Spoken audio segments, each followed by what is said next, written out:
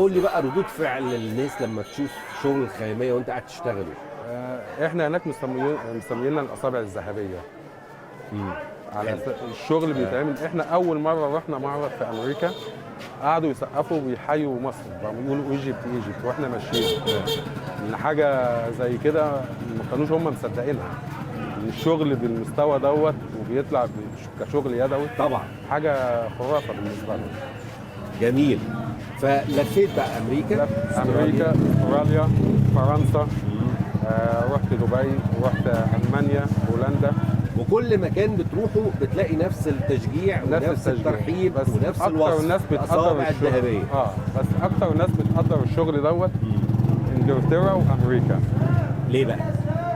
امريكا عشان عندهم باتش ورك بس مكن. صحيح، امريكا عندهم باتش ورك متطور كمان. متطور بس بالنسبه لنا احنا مختلف خالص.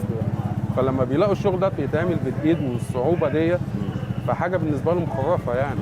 وبيقدروا الشغل جدا جدا جدا. بعت كويس هناك؟ الحمد لله هناك مختلف عننا. طب عايز اسالك سؤال، احنا طبعا الخياميه ما عادش باقي كتير هنا اللي بيشتغلوا بايدهم. يعني الاصابع الذهبيه مش كتير، 2 3 مش كده؟ قل كتير يعني. بس هم شطار الحقيقه يعني. هنا مكانك وعندك مين تاني؟ وعندك اشرف وفي طارق وهاني وولاد فتوح. وولاد فتوح هم دول بس اللي فاضلين من شغلانه الخياميه يعتبر. طيب يعني زبونك هنا اللي بيجي لك بيبقى فاهم ان انت قاعد شهر ولا شهر ونص في القطعه، وبالتالي يعني يقدرك هو بالنسبه للمصريين صعب اللي هم بيقدروا الشغل دوت. يعني قليل اللي فيهم بيستغلوه على اساس هي بتاخد قطعه بتاخد 3 شهور، فلازم ثمنها هيبقى غالي يعني. اكيد. فهم بيستغلوا بياخدوا ممكن حاجات كوشينات، خداديات صغيره، الحاجات اللي هي بتبقى بسيطه، اللي هي تبقى يعني زي رمضان كريم مثلا، زي هنا. زي دي حاجات بسيطه يعني. دي حاجات بسيطه تعملها وانت يعني ايه بتتسلى كده وانت بتفطر صح كده يعني. رغم انها جميله طبعا. ما هي جميله على اساس بس هي كشغل بيبقى مبتدئين شويه. معاك ناس متدربهم هم اللي بيعملوا لك دول؟ بيبقى مش كده؟ جميل.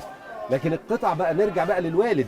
الوالد في الاصل كان 3 حاجات بس اللي بيعملهم، وشغل الخيمه او الخياميه اللي هي الخيمه ذات نفسها. اصل الخياميه هي اساس المهنه بتاعتنا الخيام. وبعد كده عندك فكره عن تاريخ المكان ولا نعكز سوا كده ونحاول نقوله؟ اكيد حضرتك عندك معلومات اكتر مني. لا يعني طبعا هو اصل المكان تصليح الخيام او الخيم يعني. ده كان اصل المكان من 550 سنه، وكان في جزء منه عشان صناعه كسوه الكعبه. مفيش اجمل من كده. كانت بتخرج كسوه الكعبه من هنا. كسوه الكعبه كانت بتبقى بتصنع اكيد الوالد عدى على موضوع كسوه الكعبه ده اكيد يعني. الوالد والجد عدوا على حكايه المشاركه في كسوه الكعبه. فجيتوا انتوا بقى كجيل طورتوا، عملتوا بقى النباتي، وعملتوا الحاجات اللي هي فيها رسومات الطيور، واللي وراك اللي هي بالكتابه، فيها كتابه خط عربي. ده تطوير الشغل. احنا لو كنا فضلنا على نفس النمط اللي هو القديم كان الزبون كان هينزل يشوف يعني كل سنه ينزل هيلاقي الشيء هو مش هيشتريه. لا وكانت خلاص الموضوع كان ممكن يندثر يعني. ما هو اكيد ممكن تندثر. طيب انا عايز اسالك سؤال، انت من اجابتك يعني ده معناه انك كل سنه لازم تصمم قطعه جديده؟ احنا معدل ممكن 2 3 كل سنه. جداد خالص. جداد، اسطمبات جديده برسومات جديده بالوانات جديده. عشان الزبون اللي بيجي لي ما يجيش السنه الجايه يلاقي هي نفس الموديل. حلو. ما هي موجوده عنده، فعشان ياخد حاجه جديده لازم يلاقي حاجه جديده. بتعملها ازاي بقى؟ بتقعد تفكر فيها ازاي؟ يعني الحاجات دي ليها رسمه، ديت ليها رسمه، وفي حاجات خلاص انت ايدك خدت عليها بتقدر تعمل الباترون بتاعها. هو ممكن اسطمبه واحده ممكن تطلع منها كذا فكره يعني. حتى لو حاجه قديمه تعيدها بصياغات مختلفه. جميل. وامتى بتاخد قرار انك تعمل حاجه جديده؟ لا، ما ببقى دماغي فايقه. انا دماغي تركيزها في الشغل، لما بنبقى فايقين عاوزين نعمل رسومات جديده او لمعرض مثلا خارجين بره، فلازم نعمل موديلات جديده، لازم نطلع حاجات جديده. طيب نرجع للخياميه، شارع الخياميه طبعا الزحمه هي ما شاء الله يعني. في رمضان ليها طعم. انت لسه ساكن هنا في لا انا حاليا ساكن في المقطم. في المقطم. بس انت كنت ساكن هنا انا فتره ايام الوالد الله يرحمه كنا ساكنين هنا، انما لما اتجوزت نقلت بقى في المقطم. خرجت بره الحكايه، بس ليك ذكريات. لا بس وجودي كله نهوت، يعني انا بنزل نهوت من 9 ل 9 بالليل. ذكرياتك ايه بقى في رمضان هنا بقى وانت صغير؟ مختلفه خالص.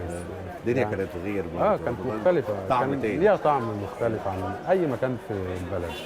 تعالى بقى سيب دي كده ونبص مع بعض على نوري بقى الناس الخياميه. هتنزل ولا القعده حلوه فوق؟